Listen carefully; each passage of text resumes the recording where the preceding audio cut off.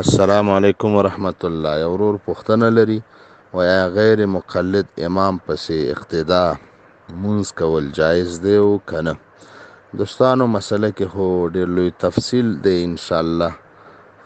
موقع سره به په دې باندې تفصیل ذکر کوو او خلاصه به دا وایم چې د دیوبند اکابر علما، معتمد علما، مشران علما، لکه زبه د یو څو فتاوو نمونه واخلم، دغوی په حواله به دغوی فتوا تاسو ته نقل کم. اول حکیم الامت مولانا اشرف علي تانوي رحمه الله، دنه هم دا سوال شوی دی چې د غیر مقلد پسې د حنفي لمونځ کیږي یا نه. د امداد الفتاوا اول جلد 206 صفحه او بل اول جلد 315 صفحه، اول جلد 306 صفحه د دریو ځایونو کې دنه د پوښتنې شوي او د جواب ورکړی دی. حاصل د جواب هم وایم. همدارنګه مشهوره فتاوا او معتمده فتاوا دارالعلوم دیوبند مدلل او مکمل دریم جلد 106 صفحه کې دنه هم سوال شوی دی چې غیر مقلد هغه څوک چې تقلید ته ناجایز او بدعت وایي، حتی شرک وایي، نو د پسې اقتدا سید او کنه دسی.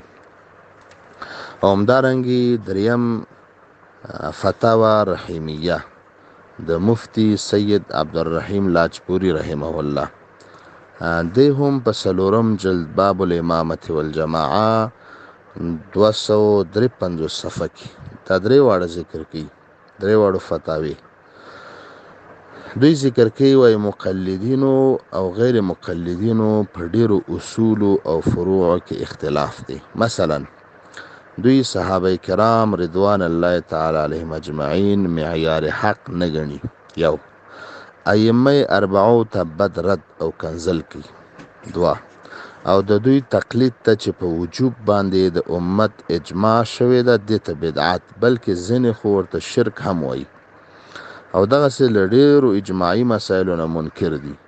شلو رکعاتو تراویح ته عمری بدعت وایي، دریو طلاق واقع کېدو ته د قرآن او حدیث نه خلاف وایي چې دا خلاف دی او خلاف یې ګڼي.